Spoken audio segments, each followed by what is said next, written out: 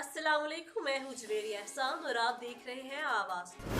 Netherlands کی عدالت نے اسرائیل کو جنگی طیاروں کے پرزے فروخت نہ کرنے کا حکم دے دیا۔ عدالت نے نیدرلینڈز کی حکومت کو حکم دیا ہے کہ اسرائیل کو F-35 جنگی طیاروں کے پرزوں کی فراہمی روک دی جائے۔ انسانی حقوق کی تنظیم کی جانب سے اسرائیل کو جنگی طیاروں کے پرزے فراہم کرنے کے خلاف دائر درخواست پر فیصلہ سناتے ہوئے نیدرلینڈز کی عدالت نے کہا ہے کہ اسرائیل کو فروخت کیے جانے والے جنگی طیاروں کے پرزے عالمی انسانی حقوق کی سنگین خلاف ورزیوں میں استعمال ہو رہے ہیں۔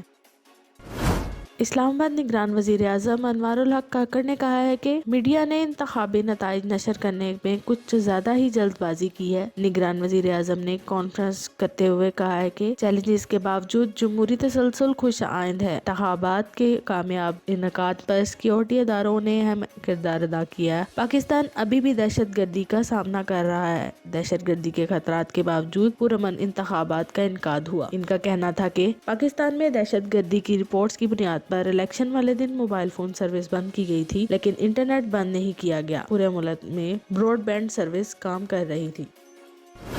پاکستان تحریک انصاف نے خیبر پختون کی قومی اور صوبائی اسمبلی کی نشستوں پر کامیاب ہونے والے امیدواران کی وفاداریاں تبدیل ہونے کے خدشے کے پیش نظر ان سے حلف نامہ مانگ لیا۔ پی ٹی آئی قیادت نے خیبر پختون سے کامیاب ہونے والے نامزد امیدواروں کو حلف نامہ جمع کروانے کی ہدایت کی، جس پر قومی اسمبلی کی نشست NA 38 پر کامیاب ہونے والے آزاد امیدوار شاہد خٹک نے حلف نامہ پارٹی قیادت کو بھیج دیا۔ اپنے حلف نامے میں انہوں نے لکھا ہے: عمران خان کا سپاہی ہوں اور وفاداری کسی بھی صورت نہیں بدلوں گا۔ پارٹی کی جانب سے جو ہدایت ملیں گی اس پر عمل کروں گا۔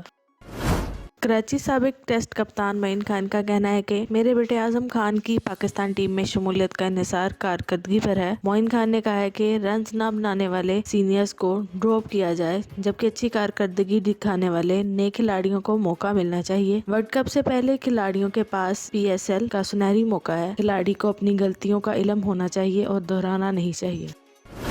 غزہ اسرائیل کی فوج کی بڑی ڈویژن کو غزہ سے لبنان کے ساتھ سرحدی علاقے میں منتقل کر دیا۔ اسرائیلی فوج کی اعلیٰ قیادت نے مشاورات کے بعد فوج کی سب سے بڑی 36 ڈویژن کو غزہ سے لبنان کی سرحد پر منتقل کرنے کا فیصلہ کیا۔ اسرائیلی فوجی حکام کا کہنا ہے کہ اس فیصلے کا مقصد حزب اللہ کی کارروائیوں کا جواب دینا ہے۔ اسرائیلی فوجی ڈویژن کی منتقلی کے وقت اور اس سے متعلق دیگر تفصیلات نہیں بتائی گئی۔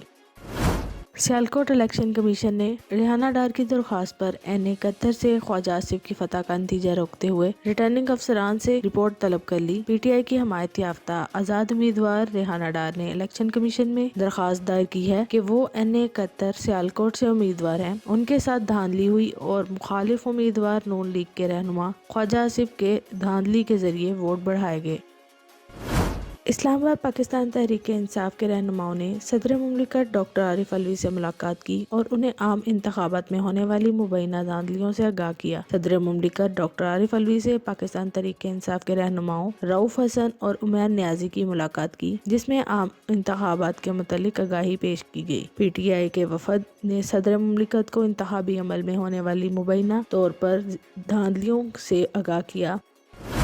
راولپنڈی میں نامعلوم افراد کی فائرنگ سے پاکستان تحریک انصاف کے سابق رکن صوبائی اسمبلی چودھری عدنان جاں بحق ہو گئے۔ راولپنڈی میں پولیس لائنز میں واقع جناح کے قریب نامعلوم افراد نے چودھری عدنان پر فائرنگ کی، جس کے نتیجے وہ شدید زخمی ہو گئے۔ پولیس کے مطابق چودھری عدنان کو ٹارگٹ کلنگ کی واردات میں نشانہ بنایا گیا۔ ان کے چہرے پر لگنے والی گولی جان لیوا ثابت ہوئی۔ کے چیئرمین جہانگیر ترین مستعفی ہو گئے، ساتھ ہی انہوں نے سیاست سے کنارہ کشی کا بھی اعلان کر دیا۔ جہانگیر ترین نے ٹویٹ کے ذریعے استعفے کا اعلان کرتے ہوئے کہا ہے: اللہ کرے آئندہ چند برس میں پاکستان مستحکم ہو، ذاتی حیثیت میں پاکستان کی خدمت کرتا رہوں گا۔ انہوں نے کہا ہے کہ عوامی رائے کا احترام کرتا ہوں، سیاست سے علیحدگی کا بھی اعلان کرتا ہوں، IPP کے چیئرمین کے عہدے سے استعفیٰ دیتا ہوں۔